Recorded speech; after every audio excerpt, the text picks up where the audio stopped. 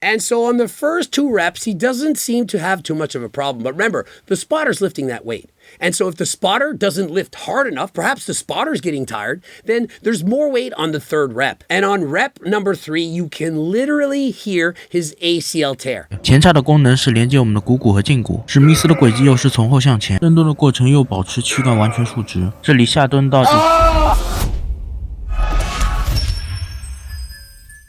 Coach Greg in today's video, ego lifting done wrong. Got a guy, he's deciding he wants to lift a PR. He wants to keep putting more weight on the bar. And so, lo and behold, he's doing a Smith machine squat, which is in fact safer than a regular squat. Using a Smith machine, it's easier to guide the weight. There's less chance to fall back, to get seriously injured. But lo and behold, he still gets injured and he has a spotter. So we're going to go over the video, show you what he did wrong, how the accident occurred, and how you can avoid it. And so you can see he's got 6 plates on each side. That's 260 kilograms, about 575 pounds. He doesn't look like a very large man, and he's got every safety mechanism in place. He's got a safety rack in case he can't get the weight up. He's got a lifting belt, and he has knee wraps. And not only that, he has a spotter ready, standing behind him, arms on either side, ready to help him in case he can't lift it. The only problem is, he's helping him lift the weight the entire time. I mean, when we're going for a PR, are we not trying to see how much you can lift? Or are you trying to find out how much you and your spotter can lift if you're both lifting it together? 深蹲前叉锻炼，前叉的功能是连接我们的股骨和胫骨，史密斯的轨迹又是从后向前，深蹲的过程又保持躯干完全竖直。And so notice the man behind him. He's grabbing him with his arms and pulling him up. He's basically like a forklift. Picture it. Gets under the bar and lifts him up. And so rather than using 260 kilograms, why does he perhaps put 200 kilograms? A weight he can actually handle. After all, why are we maxing out the weight on a Smith machine? This is not powerlifting. In powerlifting, you do a free squat. You don't have a Smith machine. And so why are we lifting so heavy? Are we not trying to build muscle? Because after all, if we're trying to build strength, wouldn't he be doing a regular squat? And so doing this, it's purely for ego. Why do you want to know how much you can lift with a spotter? Would you not want to know how much you can lift on your own? And why do we need to do 1 rep maxes? Why can't we lift the weight for 5, 10, perhaps even 15 reps? You have a lower weight, less likely to get injured, and you're going to build more muscle. And so on the first 2 reps, he doesn't seem to have too much of a problem. But remember, the spotter's lifting that weight. And so if the spotter doesn't lift hard enough, perhaps the spotter's getting tired, then there's more weight on the 3rd rep. And on rep number 3, you can literally hear his ACL tear. 前叉的功能是连接我们的股骨和胫骨，史密斯的轨迹又是从后向前，深蹲的过程又保持躯干完全竖直。这里下蹲到脚踝的极限，胫骨就已经锁止没有空间，史密斯还在顶着股骨向前，前叉就被史密斯顶断，断裂的声音非常可怕，希望大哥可以早日康复。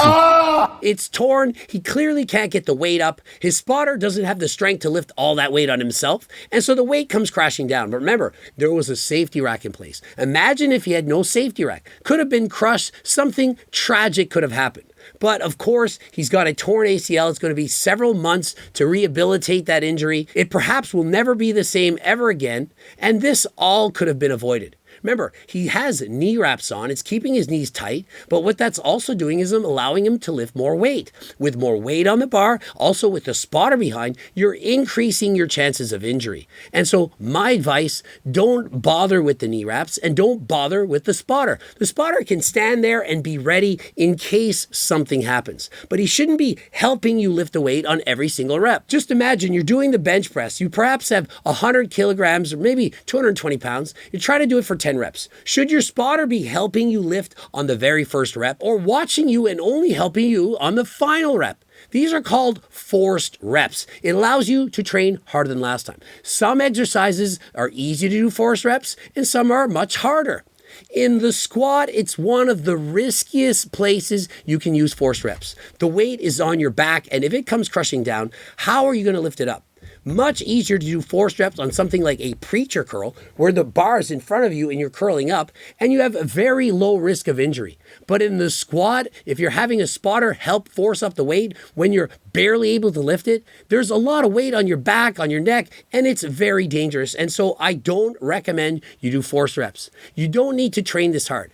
If you're training to failure and beyond on squats, I believe it's much better to just add in an extra set. Perhaps go to failure or 1 rep shy of failure, but don't go 1 rep beyond failure. And so some people think that the reason that he got injured was because it was in fact the Smith machine squat, that had it been free weight squats, that it would have been much safer. I 100% disagree. Somebody we know very well, Chris Bumstead, he does these exact squats overdoing the regular squats. And so for some people, perhaps it's a little bit easier, a little bit harder, but with a machine, it's much easier to maintain control, stability. You're more likely, in my opinion, to get injured during a regular squat than during a Smith machine squat. Some people think that if your knees are going slightly forward, that it's very dangerous, but this is in fact a myth. There's nothing wrong with having your knees move slightly forward while you're doing a squatting motion. For example, when you're doing the leg press, if you want to focus more of the work on your quads, you place your feet lower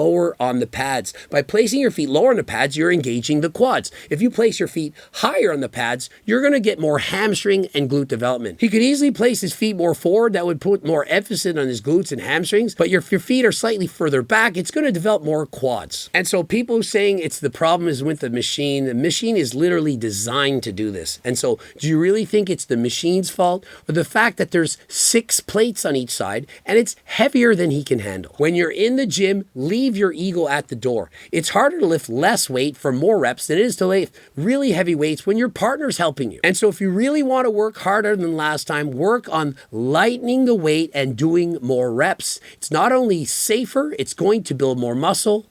Ending it here. Don't forget, if you're interested in ActiBuilder, GO2 Max, protein powders, creatine, the cookbooks, everything, please click the link in the description, and don't forget to use code Greg to give yourself 10% off. Subscribe, click the bell button, like the video if you liked it, click the bell button, also watch one of the 2 bloops, and of course, all the books you can get on the website, the clothing line, everything, coaching plans from me and my team, phone consults. Head over to my website right now and don't forget 10% off. And until next time, I am out.